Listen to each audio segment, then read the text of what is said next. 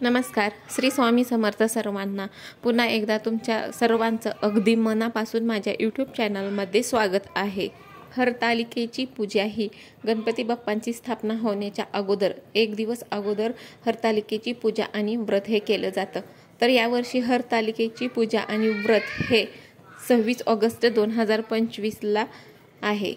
हरतालिकेचं हे व्रत विशेष करून स्त्रिया ह्या चांगला पती मिळावा आणि आपलं अखंड सौभाग्य आपल्याला हे लाभावं याच्यासाठी करतात. हरतालिकेची कथा ही देवी पार्वती आणि भगवान शिवशंकर यांच्या प्रेमावरती आणि भक्तीवर आधारित आहे. हरतालिकेच्या व्रतामुळे देवी पार्वती आणि भगवान शिवशंकर सुद्धा प्रसन्न होतात. हरतालिका व्रत हे प्रामुख्याने पाहायला गेलं तर विवाहित महिला ह्या त्यांच्या पतीच्या दीर्घायुष्यासाठी आणि सुखसमृद्धीसाठी करत असतात. या दिवशी स्त्री ही निर्जल उपवास करते आणि गौरी शंकर यांची पूजा करतात. त्यांच्या पतीला चांगलं आरोग्य आणि दीर्घायुष्य मिळावं याच्यासाठी ही पूजा केली जाते. अविवाहित मुलीसुद्धा या दिवशी ही पूजा करतात.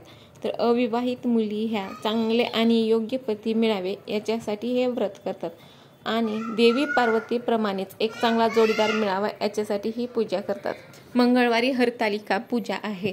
तर त्या दिवशी माता लक्ष्मीला अशी कोणती वस्तू आहे की ती वस्तू अर्पण करायची आहे आणि ती वस्तू अर्पण केल्यानंतर साक्षात माता लक्ष्मी यांची कृपा होऊन आपल्या घरामध्ये धनधान्याची भरभराटी होईल.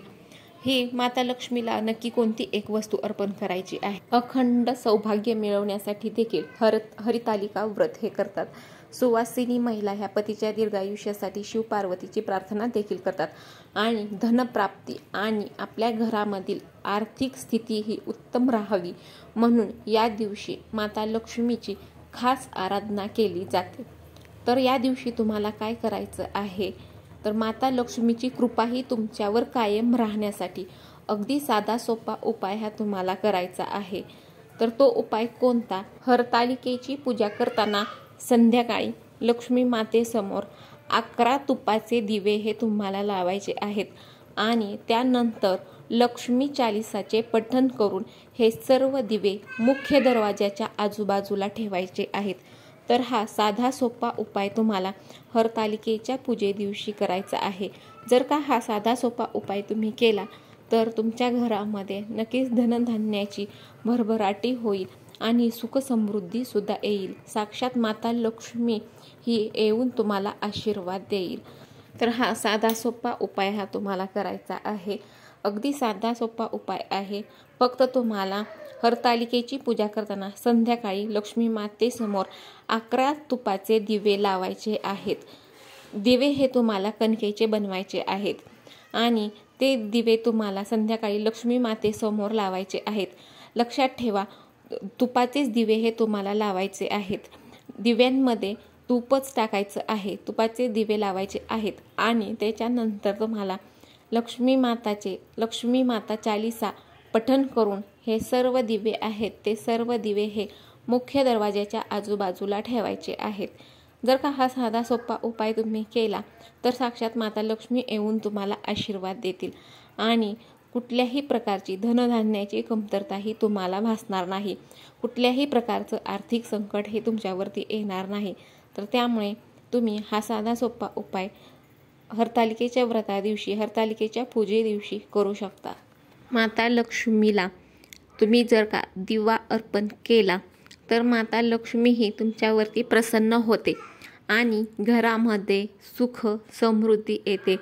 धनधान्याची कुठलीच कमतरता ही भासत नाही आणि विशेष करून तुम्ही हरतालिकेच्या पूजे दिवशी किंवा हरतालिकेच्या दिवशी जर का तुम्ही लक्ष्मी मातेला जर का हे दिवे अर्पण केले तर आर्थिक समस्या ह्या दूर होतील आणि घरामध्ये शांतता आणि समृद्धी नांदेल.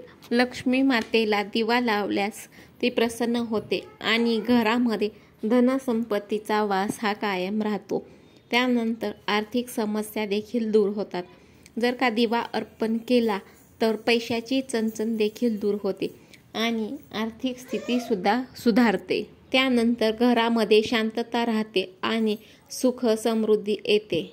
देवी लक्ष्मीची कृपा प्राप्त करण्यासाठी तुम्ही हरतालिकेच्या दिवशी कापूर प्रज्वलित करून तो घरभर सुद्धा फिरवायला पाहिजे, कारण कापुराच्या सुगंधामुळे घरामधील आपल्या ताईंनो हा साधा सोपा उपाय तुम्हाला हरतालिकेच्या दिवशी करायचा आहे। तुम्हाला फक्त 11 दिवे करून हे माता लक्ष्मीच्या समोर लावायचे आहेत आणि मग त्यानंतर सायंकाळी मुख्य दरवाजाच्या अवतीभोवती ठेवायचे आहेत। जर का तुम्ही हा साधा सोपा उपाय या दिवशी केला तर तुमच्या घरामध्ये धनधान्याची भरभराटी ही नक्की होईल आणि जे काही आर्थिक संकट आहेत ती संकटांचं निवारण हे नक्कीच होईल।